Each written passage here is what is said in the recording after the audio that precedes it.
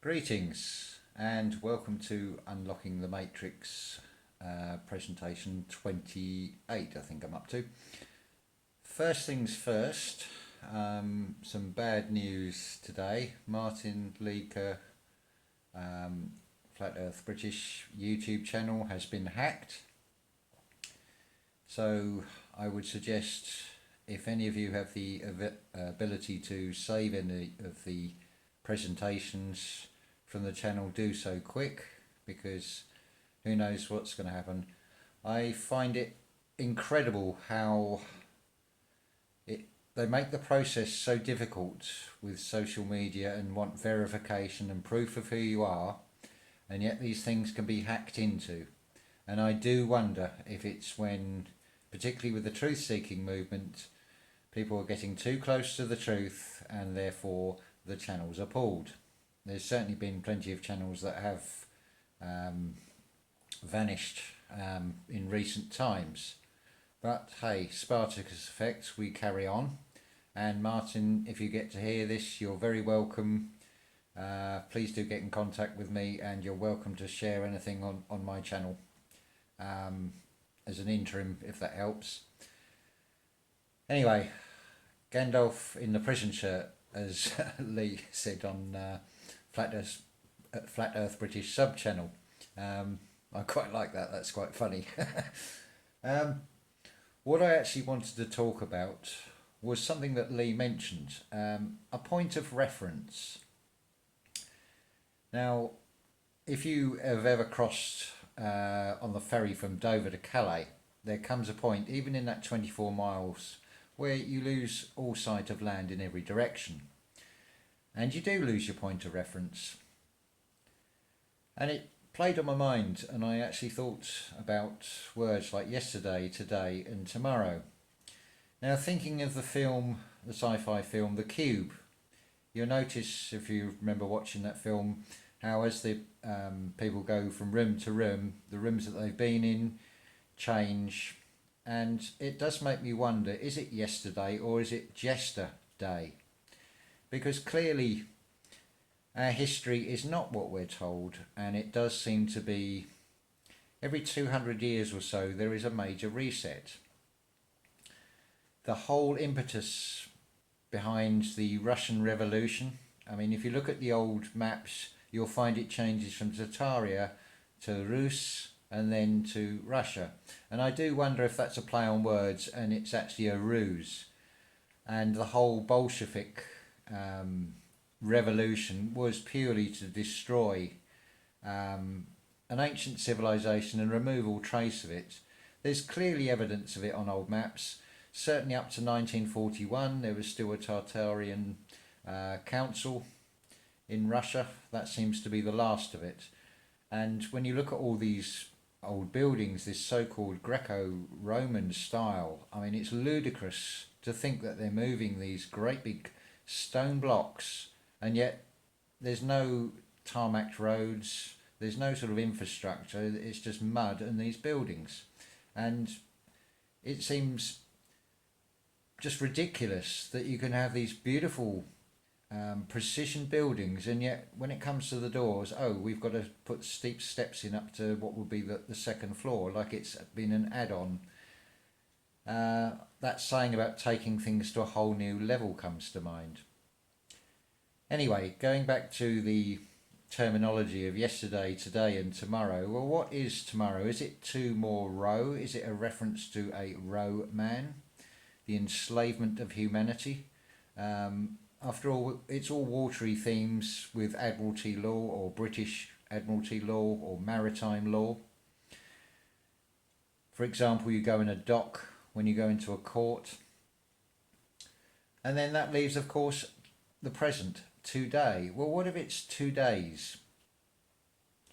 What is the point of reference? I mean, most of you probably experience dreams that seem so very real. And I'm not saying this is right, but I'm going to put this out there as a possibility that we do live in 2 days. Because what actually is the dream and what is the reality? Because it can feel as real in when we think we're conscious and awake, and it can also feel very real when you're in a dream. And probably a lot of you won't remember much of the dream. Well, what if it's actually the other way round? What if it is like the Matrix and you are all an energy source? And it would explain why that saying about people won't wake up to the truth. Well, maybe they are actually asleep in this so-called reality. So I thought I'd put that out there. I'm not saying it's right, I'm not saying it's wrong. It's just another possibility that I think is worth considering. Same as history. What year are we really in? When do we take as being the first year of, say, from the creation of Earth? It clearly looks to be that there were previous incarnations of humanity in one form or another. Of course, there'll be no traces of those. This is supposed to be the 5th or 6th version of humanity, and the way things are heading, it does look like we're coming up to another reset. You've got this ridiculous idea. It was called global warming, but clearly it is getting colder. And I do wonder what really is going on. The way things are going, it looks like we are heading for yet another reset. And so many people are just not able to join the dots up. It's incredible how many well-meaning people there are, say for example, who volunteer in cancer research in the charity shops. Well-meaning intentions, but if you cannot see the point of where the cancer connects into everything else, it's a sticking plaster to a leaking roof. You're not going to get to the source of the problem. All you're dealing with is the outplay scenario, and you're seeing things from the outside circle. And it's the same with everything else, whether it be politics, religion, you name it. You're not going to find the answers that way. You have to go through this process of unlearning, forgetting everything you've been told that you think is real, and start with a fresh new set of eyes and look at everything again. I can point you in, if you want to look at history, for example, look at Wise Up channel. Look at what he is showing you. I mean, this whole idea of these enormous weights that even modern cranes cannot lift today. Well, it does make more sense that it is an ancient type of concrete, and it is poured into moulds, and the rebars fall away, and that's where you get this block effect. I mean, it's always quoted about how you cannot get a piece of paper between these blocks in South America. And then you look at the pattern as well. Why is it Egyptology? There is no Mayanology or Aztecology or any other ancient civilization. Why compartmentalize just Egypt like it's a standalone thing when it clearly is not? Pyramids are all around the world. And the alarming pattern that I'm seeing with so many things, take for example Ipswich Town Hall. There's an open day this weekend, and it's the official narrative says the town hall was built in, I think, 1868. And do you think I can find photographs or even sketches showing it being built? All there are photographs of the completed structure, and I ask the question why. And that is the thing we all need to keep doing, is asking why. The day we stop asking is the day we give up, because clearly the official narratives that we are given are an absolute crock of shit. They don't make any sense. Something else, Yudi Bass on her Nikon P1000 channel, another one worth looking at for close-ups of the moon, and you can clearly see stars through this moon. It is not a solid object. And she has rightly said, because this is always weaponized words, when people say the earth is flat, in people's minds you're always thinking of land. Well, the correct term, or the more accurate terminology, is to say the Earth is 73% water level. And of course you have land that is above the water, and you have seabeds that are much lower. It's said that the middle of the Atlantic, it goes deeper than the Mount Everest goes higher. But I can't verify that one way or another. I've only got Google Earth to go on this and official narratives. And the more I look into things, the more the official narratives don't make sense. Take, for example, Orion's Belt. If you go on and put in on a Google search about Orion's Belt and you pull up the mainstream narratives on that, it will tell you one of the stars of those three stars is some fantastical distance away from the Earth. The next one of those three stars is nowhere near that. That's so much further on. And the third star, another fantastical distance that you can't even picture in your mind. But think about this. When you are in a vehicle, look out the side window, preferably if you're not driving, or glance out the side window. You'll see all the foliage and things that are close to the side of the vehicle will whiz past. But the things in the far distance don't seem to move at all.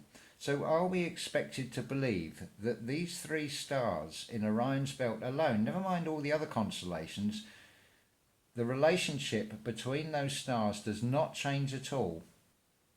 Because I find that beyond belief. I really do. That does not make sense. If we are on this spinning earth as we are told, which again contradicts with what it says in the Bible about it, and yet it's funny how many Christians will say, oh yeah, we're on a spinning ball, to which I say, well, that's not what it says in the book you're supposed to believe in. But they're hypocritical anyway. Like the group I saw in town today, I told them they're just a bunch of Nazis following orders. And it didn't hold in Nuremberg, and it doesn't hold now. We can all follow, but when you follow, you become fallow, because you lose the ability to think for yourself. You're just following what somebody else says. You might as well just stick with the mainstream narrative on anything, which is totally ludicrous. But there you go. It's just using a bit of common sense and logic with all these things, and start looking at things afresh. Same as Dresden. Look at the old photographs of Dresden, and you can look at John Levi's channel for that, for example, and there are clear, high definition photographs on there of the beautiful architecture that was destroyed. That was a civilian area. It wasn't of any military importance, but it did get rid of buildings that seemed to suggest something very different from what we're being told. Another very interesting thing that's come out and actually worked to advantage, these DNA tests. Well, it's totally backfired this time, because no longer, if you criticise anything to do with Israel, can you be called an anti-Semite? Because the DNA tests show that these light-skinned fake Jews have absolutely no claim on that land. It is an illegal state. They are from an area of Russia called Khazar, and then you've got the Ashkenazis as well, which again I think is a play on words. Ashkenazis. They're probably the sacrificial ones that are used by the Khazar ones. These are the ones you've got in Israel today.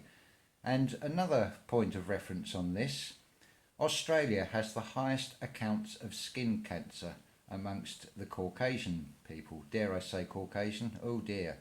Yes, I'm going to say Caucasian people, or light-skinned people, because they are not indigenous to that area. The second highest account of skin cancer from the sun is Israel, and again it is because they are not from that area. But of course Zionists have major controls in the UK government and in Congress in the United States and pretty much everywhere else. It follows the same script as the Jesuits of deception. That is the only thing they are good at. If anything, if you want to know what a Who man is, it is them, because they hide behind masks. I am really fed up having this identity with this white skin and getting the blame for all the problems of the world because of the colour of my skin. That's racist against European white people. My ancestors, for example, ended up in workhouses. So where was their white privilege? Ask the Irish where their white privileges were when they were sold as slaves by the British government. And when I say the British government, that is nothing to do with the people of the UK. That is the City of London Corporation, which is a rule unto itself. And it is the same with every other government around the world. The governments do not represent the people. It is a criminal justice system that protects themselves. They are all a bunch of criminals. These wars are theatres. All the politics is acts and theatres just to keep us all distracted, because it is always divide and conquer.